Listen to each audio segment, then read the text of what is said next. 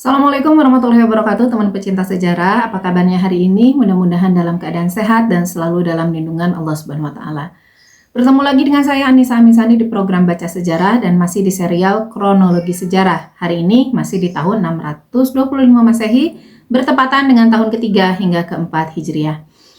Ada 5 peristiwa penting yang terjadi dari dunia Islam dan ada 4 peristiwa penting yang terjadi di luar dunia Islam. Dari dalam dunia Islam, peristiwa penting yang pertama sesuai urutan kejadian ya. Yang pertama adalah peristiwa Ghazwah Uhud, dan dalam Ghazwah ini pasukan Quraisy berhasil memenangkan pertempuran. Peristiwa yang kedua adalah pengusiran Bani Nadir dikarenakan pengkhianatan mereka sendiri, dan yang ketiga adalah peristiwa tragedi Bir Umaunah. Peristiwa yang keempat adalah pernikahan Rasulullah SAW dengan Hafsah binti Umar bin Khattab radhiyallahu anhuma. Dan peristiwa yang kelima adalah lahirnya cucu Rasulullah SAW tercinta, yaitu Hasan bin Ali bin Abi Thalib radhiyallahu anhuma.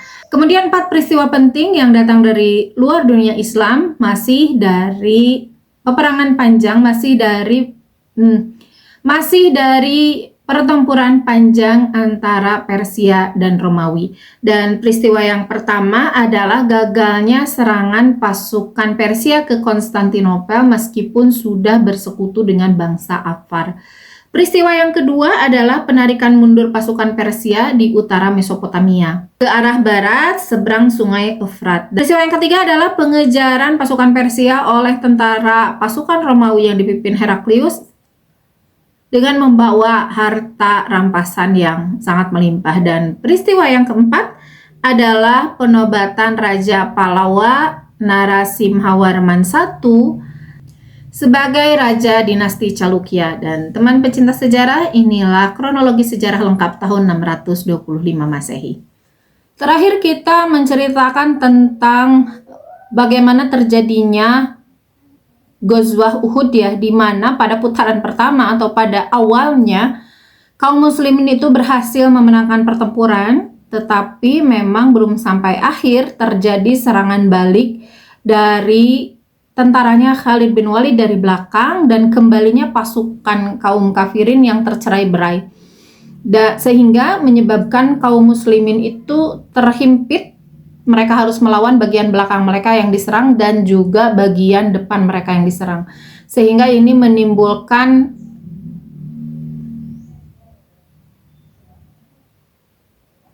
ditambah lagi kekacauan juga terjadi karena adanya berita yang cukup menggemparkan kaum muslimin bahwa telah terbunuhnya Rasulullah SAW di tangan kaum kafir Quraisy. Padahal yang telah mendahului menemui syahid bukanlah Rasulullah SAW, tetapi sahabat yang mulia Mus'ab bin Umair radhiyallahu anhu yang memegang panji pada waktu itu. Dan yang menyebarkan gosip dan berteriak-teriak dengan keras, Muhammad telah aku itu adalah Ibnu Qam'ah, karena dia memang menerobos masuk ke dalam barisan kaum muslimin, ke tengah ya, ke pusatnya itu untuk mencari Rasulullah SAW, tetapi terus dihalang-halangi dan dilindungi oleh Mus'ab bin Umair, sehingga Mus'ab bin Umair lah yang berhasil dia menemui syahid. Sementara Abu Qam'ah ini begitu percaya diri, yang telah dia tebas adalah Rasulullah SAW, sehingga dengan percaya diri juga dia berkoar-koar, berteriak bahwa ia telah berprestasi membuat Rasulullah SAW menemui ajalnya. Tetapi tentu saja itu adalah tidak benar ya. Intinya dua hal itu betul-betul memporak-porandakan pasukan kaum muslimin. Bahkan ketika berita teriakan Abu Qam'ah terdengar oleh beberapa kaum muslimin, ada yang makin bersemangat dengan mengatakan bahwa, hai para kawanku Ansar, jika benar Nabi Muhammad telah mati terbunuh, biarlah ia mati, karena hanya Allah yang tidak mati selama-lamanya. Karena itu berpeganglah kamu kepada agamamu dengan kokoh kuat. Allah sendirilah yang akan menolong dan memberikan kemenangan kepadamu. Kalimat ini diteriakan oleh seorang sahabat yang bernama Sabit bin Dahdah. dari kalangan Ansor, dan ini teriakan ini berhasil menarik kembali beberapa prajurit yang memang mau mundur dan berlari ke belakang. Teriakan ini membuat mereka sadar dan mereka memang kembali. Ya sudah, kalau Rasulullah SAW wafat, maka tidak ada lagi alasan bagi kami untuk berlari gitu. Sehingga teriakan ini alhamdulillah mengembalikan semangat para sahabat dan bertempur mati-matian. Adapun Rasulullah SAW melihat kekacauan tersebut ya, dengan disebabkan oleh dua hal tadi. Beliau melihat kekacauan tersebut, ditambah lagi ketika sahabat Mus'ab bin Umair itu menemui syahid, itu kan bendera jatuh ya, sehingga benar-benar kaum muslimin ini benar-benar main bertahan, tidak lagi main menyerang. Maka Rasulullah SAW sebagai panglima tertinggi di Ghazwah tersebut, beliau itu memanggil para sahabat. Jadi ingin menarik kembali pasukan yang tercerai-berai, karena langkah itulah yang harus secepatnya diambil oleh beliau, menarik kembali pasukan yang tercerai-berai supaya berkumpul lagi di sisi beliau, berkumpul lagi ke tengah, mendekat ke arah beliau. Tetapi dalam kejadian itu yang terjadi adalah Rasulullah SAW tanpa disangka-sangka, tanpa diduga-duga, ketika berusaha berteriak gitu, berusaha mengambil kendali, beliau itu malah terjerumus ke dalam satu jebakan. Mungkin masih ingat dengan kisah Abu Amir Ar-Rahib ya, dia yang seorang dari suku Aus itu. Sebelum terjadinya Ghazwah, dia menarik perhatian suku Aus untuk berbalik kanan dari Rasulullah SAW dan berpihak kepadanya, berbaris di antara kaum kafirin Quraisy, kaum musyrikin Quraisy. Nah, orang ini tetapi pada saat itu kan tidak ada yang menggubrisnya ya, malah dia kena damprat para sahabat gitu. Dan dia keluar dari barisan melarikan diri karena dilempari batu. Abu Amir Ar-Rahib ini, dia sebelum peperangan ternyata sempat membuat lubang jebakan di sekitar Uhud. Lubang jebakan yang cukup dalam, bahkan kalau menggali ya, lubang jebakan yang dia menggali tanah yang kalau masuk seseorang itu tingginya melebihi kepala. Dan Rasulullah, orang ini membuat jebakan untuk kaum muslimin dan mungkin berniat untuk Rasulullah SAW. Dan ternyata di peristiwa yang tadi, ketika kekacauan terjadi dan Rasulullah SAW mencoba untuk mengendalikan situasi, yang terjadi adalah Rasulullah SAW masuk ke dalam jebakan itu. Tidak diceritakan bagaimana lebarnya ya, tetapi agak kesulitan beliau untuk naik kembali, karena kesulitan naik kembali karena di atas kan ada orang-orang yang menyerang ke lubang tersebut gitu ya, sehingga disinilah tragedi itu terjadi. Ada satu sahabat yang turun pada saat itu, memang sulit Rasulullah SAW untuk naik kembali, untuk bahkan berdiri pun beliau agak kesulitan karena serangan-serangan dari atas itu ya. Meskipun beberapa sahabat Rasulullah SAW itu melindungi di sekeliling beliau, tetapi gempuran dari kaum musyrikin Quraisy itu betul-betul merangsek di sekeliling mereka. Meskipun di sekitarnya tetap terjadi pertempuran ya, tetapi di sekitar Rasulullah SAW itu memang situasinya sangat genting. Bahkan saking gentingnya, seorang sahabiah yang bernama Nusaibah bin Ka'ab itu, beliau sebetulnya ada di barisan belakang. Itu bagian yang membebat luka, bagian kesehatan, logistik dan sebagainya. Tetapi beliau dengan terpaksa karena keadaan seperti itu. Maka beliau maju dan bahkan mendapatkan luka-luka karena melindungi Rasulullah SAW dengan badan mereka sendiri. Nanti akan diceritakan secara khusus siapakah sahabat-sahabat ini yang berdiri di samping Rasulullah SAW, di sekeliling ya Rasulullah SAW, menghalangi beliau dari serangan-serangan kaum musyrikin. Dan itu tentu saja menimbulkan kalau dibilang panik, iya juga ya, tapi lebih kepada kekhawatiran bahwa Rasulullah SAW terluka, dan itu tentu saja membuat para sahabat terkejut. Tetapi Rasulullah SAW memberikan isyarat kepada seorang sahabat yang bernama Ka'ab bin Malik radhiyallahu anhu, memberikan isyarat bahwa beliau masih bernafas gitu ya, masih ada, Maka Ka'ab bin Malik dengan segera meneriakkan kepada para sahabat bahwa Rasulullah masih hidup, dan beliau berteriak, "Wahai kaum muslimin, bergembiralah kamu, inilah dia Rasulullah Shallallahu Alaihi Wasallam."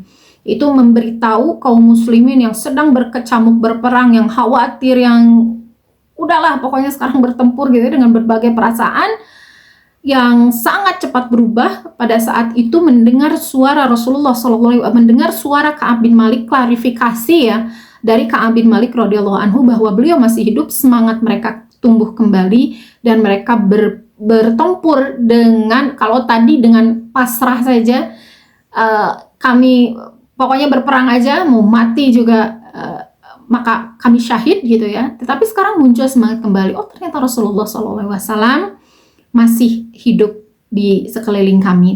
Ada seorang sahabat yang masuk ke dalam lubang itu dan menjadi ke bawah gitu ya, menjadi pijakan Rasulullah SAW. Jadi lubang itu dilindungi oleh para sahabat. Diceritakan para sahabat waktu itu yang melindungi Rasulullah, jadi menjadi tameng Rasulullah SAW dari serangan, sampai 30 orang. Sehingga ketika para sahabat itu kan banyak yang menangkis ya, sehingga Rasulullah SAW ada jeda untuk bisa berdiri dan berusaha naik, dan ada sahabat yang turun ke bawah itu menjadi pijakan beliau, lalu beliau bisa naik ke atas, lalu dilindungilah Rasulullah Shallallahu Alaihi Wasallam, dan para sahabat semakin banyak yang berkumpul di hadapan di sekeliling Rasulullah Shallallahu Alaihi Wasallam. Disebutkan di sini orang-orangnya ya yang berada di sekeliling Rasulullah itu adalah Abu Bakar As-Siddiq, Umar bin Khattab, Ali bin Abi Thalib, Abdurrahman bin Auf, Zubair bin Awam, Sa'ad bin Abi Waqqas, Abu Ubaidah bin Jarrah. Kemudian dari golongan Ansar ada Abu Dujanah, Hubab bin Munzir, Asim bin Sabit,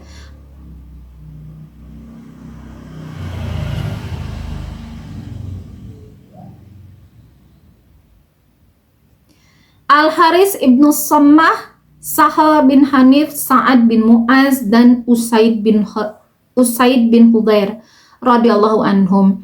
Di antara yang tidak disebut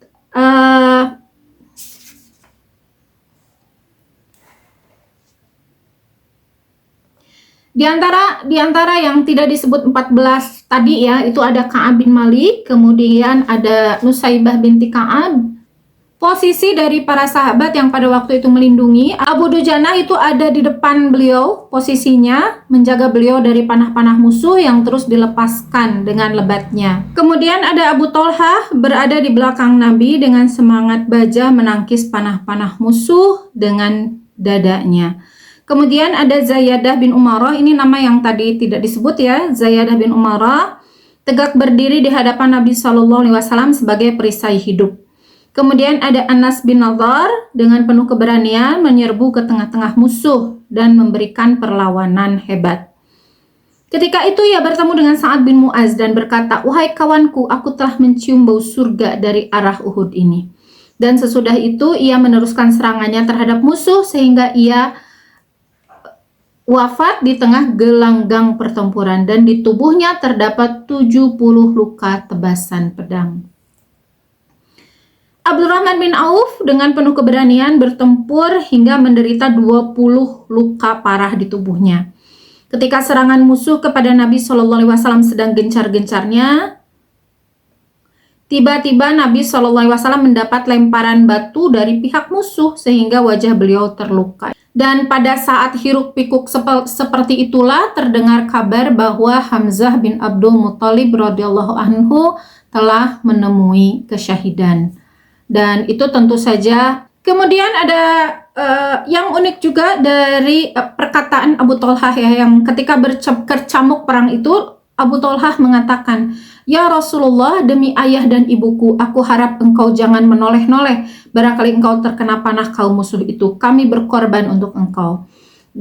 Demikianlah di antara riwayat tekad bulat para sahabat Nabi SAW yang berada di samping dan di sekeliling tempat yang diduduki beliau untuk mempertahankan beliau agar jangan sampai terserang musuh. Rasulullah Shallallahu Alaihi Wasallam terkena lemparan besi yang mengenai muka Rasulullah Shallallahu Alaihi Wasallam. Lemparan besi ini, besi yang terlempar atau sengaja dilempar, ini berasal dari baju besinya Abu Qam'ah. Yang tadi ya, yang beliau itu mengambil nyawanya Mus'ab bin Umair. Potongan besi yang berasal dari baju zirah atau baju besi yang dipakai oleh Abu Qam'ah. Potongan besi ini dilemparkan dengan sengaja oleh seorang kaum musyrikin Quraisy yang bernama Utbah bin Abi Waqqas. Sehingga lemparan besi itu yang tipis itu tipis tapi tajam ya, tentu saja itu menembus ke pipi beliau. Lalu melihat hal tersebut, ada sahabat yang mulia Hatib bin Abi Balta'ah radhiyallahu anhu langsung mengejar Utbah bin Abi Waqqas, dikejar sampai dekat lalu ditebas, dan Utbah bin Abi Waqqas itu menemui ajalnya. Kemudian yang melemparkan batu ke Rasulullah SAW adalah Abdullah bin Syihab. Ia melemparkan batu sekeras-kerasnya ke arah Nabi dan mengenai dahi beliau. Dan terluka juga cukup parah dan gigi beliau juga ada yang pecah. Lalu potongan besi itu yang tadi itu dicabut ya dari wajah Rasulullah SAW itu oleh Abu Ubaidah bin Jarrah.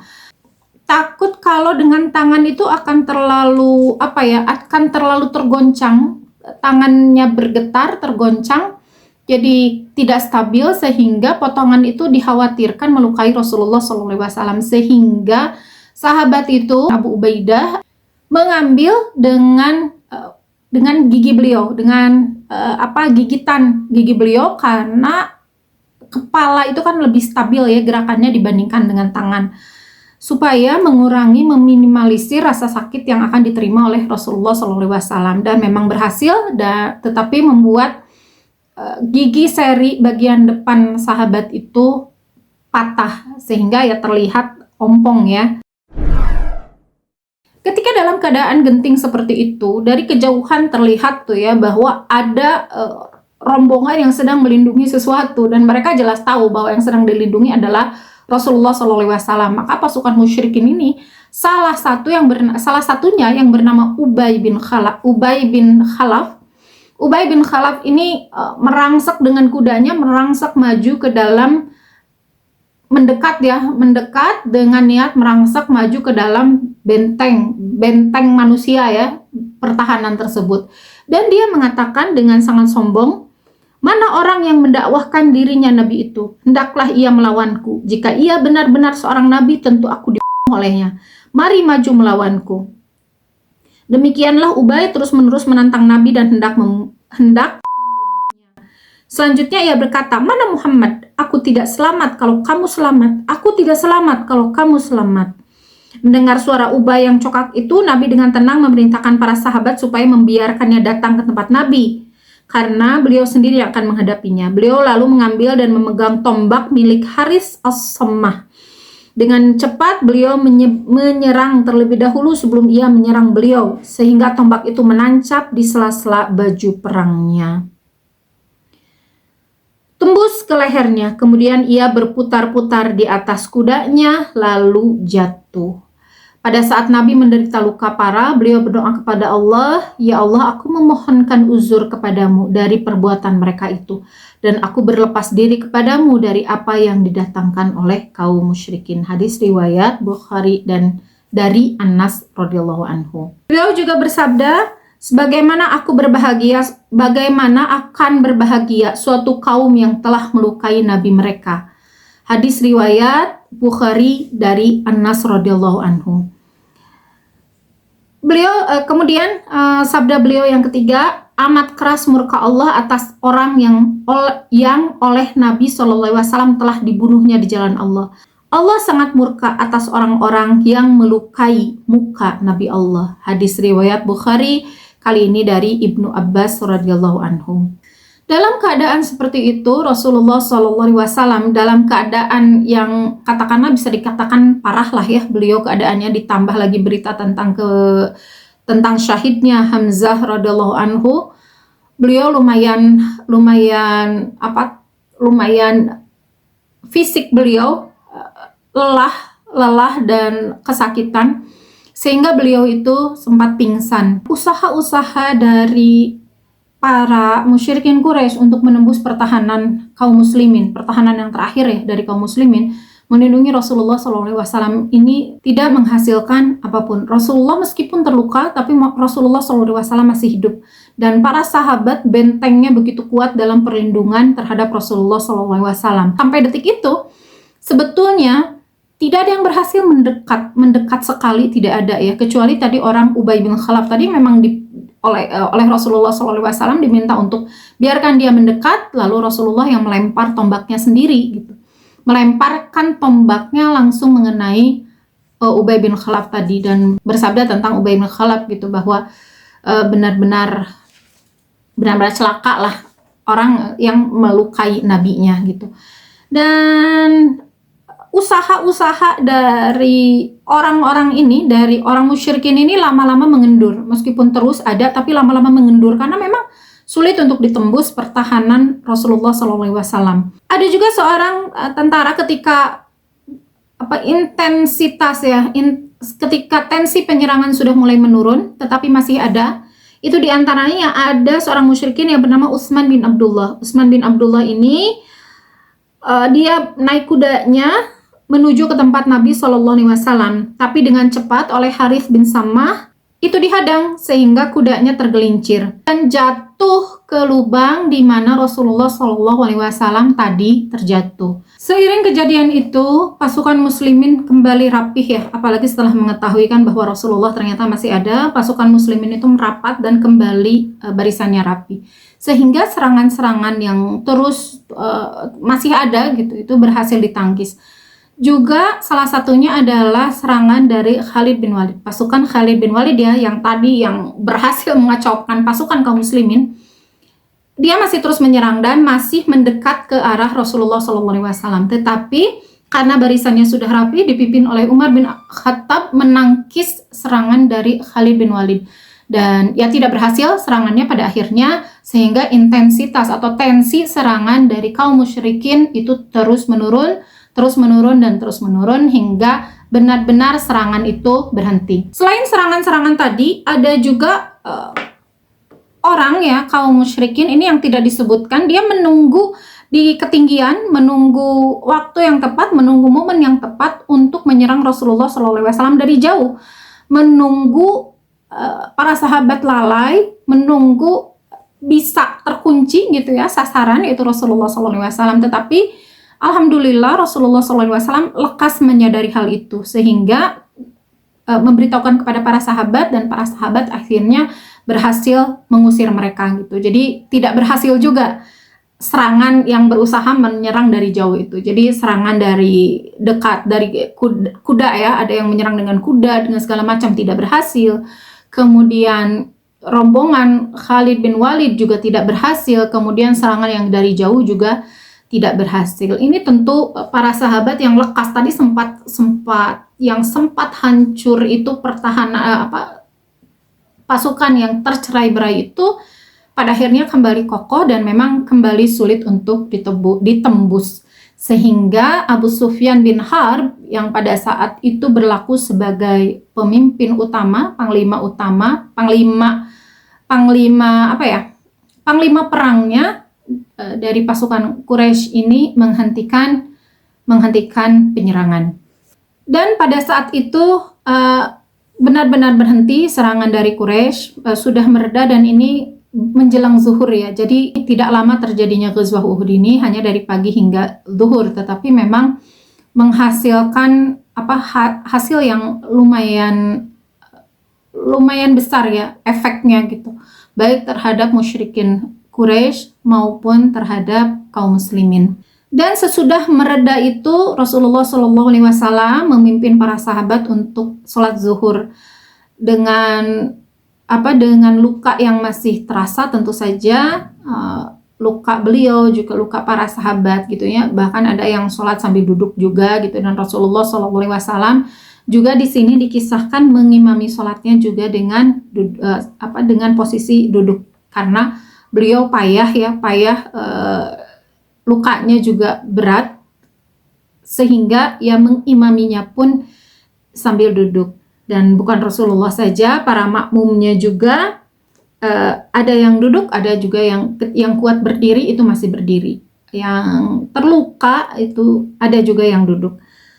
Dan setelah mereda seperti itu, setelah benar-benar tidak ada lagi serangan dan ghazwah ini dihentikan, sesudah itu terdengarlah teriakan Abu Sufyan, panglima perang dari pihak Quraisy dari Bukit Uhud.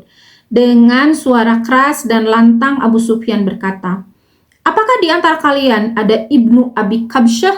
Nah, Ibnu Abi Kabsyah ini adalah sebutan orang-orang musyrikin Quraisy kepada Rasulullah SAW, dan ini sebutan yang buruk ya, sebutan mereka yang buruk terhadap Rasulullah SAW.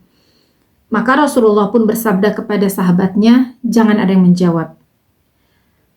Abu Sufyan lalu mengulangi teriakannya karena perintah dari Rasulullah jangan dijawab, para sahabat diam tuh. Lalu Abu Sufyan itu meneriakkan hal yang sama sampai 3 kali. Dan tetap tidak boleh dijawab. Lalu Abu Sufyan bertanya lagi, karena sudah 3 kali itu tidak ada yang menjawab. Abu Sufyan bertanya lagi, apakah di antara kalian ada Ibnu Quhafah? Ibnu Quhafah ini adalah Abu Bakar radhiyallahu anhu, karena Abu Bakar radhiyallahu anhu itu nama aslinya adalah Abdullah bin Abi Quhafah.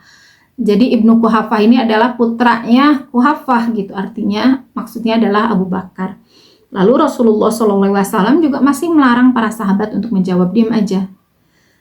Nah, Abu Sufyan lalu bertanya lagi, apakah di antara kalian ada Ibnu Khattab?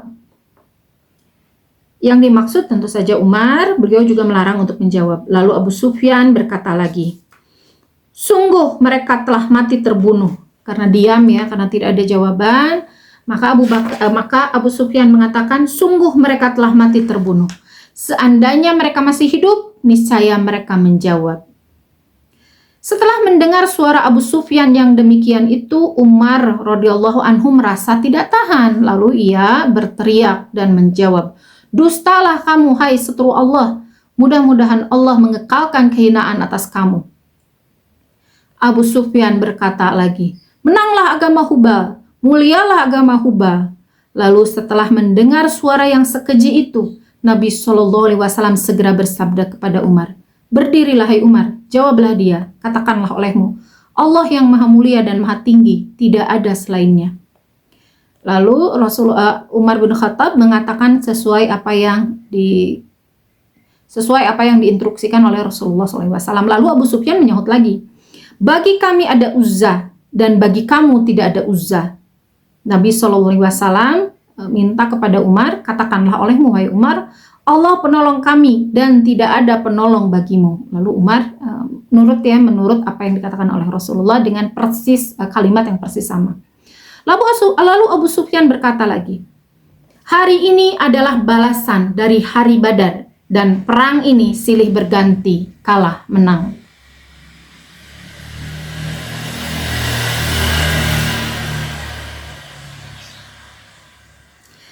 Perkataan ini berarti bahwa perang Uhud itu balasan yang sebanding dengan perang Badar yang telah terjadi. Dalam peperangan itu kalah dan menang silih berganti. Umar radhiyallahu anhu lalu menyahut dengan amat keras, tidak sama, kematian kami dalam surga dan kematianmu dalam neraka. Setelah mendengar jawaban Umar ini, Abu Sufyan lalu memanggil-manggil Umar supaya segera mendatanginya. Nabi SAW lalu bersabda kepada Umar, datanglah kamu kepadanya hai Umar. Lihatlah apa kelakuannya.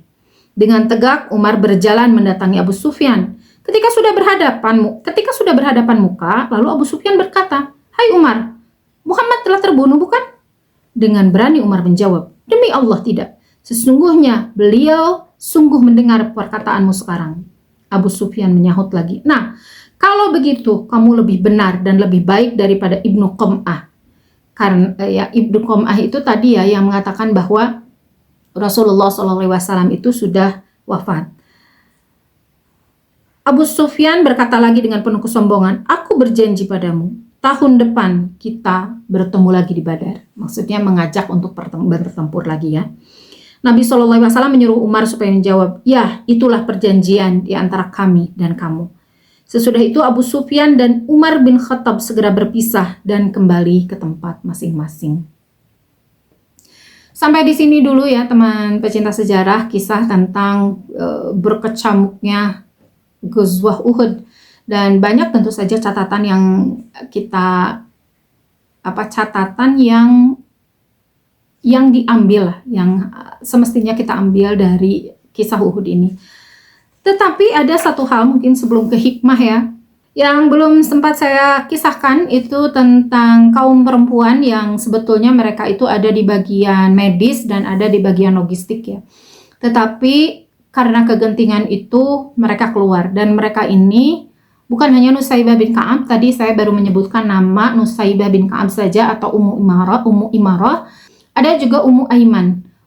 Jadi kalau Ummu Imarah atau Nusaybah itu bagian medis, kalau Ummu Aiman ini bagian logistik. Dan dua orang ini adalah dua orang yang cukup penting ya di sisi Rasulullah. Ummu Aiman tentu saja beliau adalah seseorang yang penting. Ummu Aiman ini adalah istri dari Zaid bin Harisah, ibu dari Usamah bin Zaid. Dan Ummu Imarah atau ada juga yang menyebut Ummu Umarah, ini adalah Nusaybah binti Ka'ab. Ini adalah sahabat yang beliau ini suaminya juga mujahid ya di medan pertempuran, anak-anaknya juga mujahid, dan beliau ini sampai dipuji oleh Rasulullah SAW.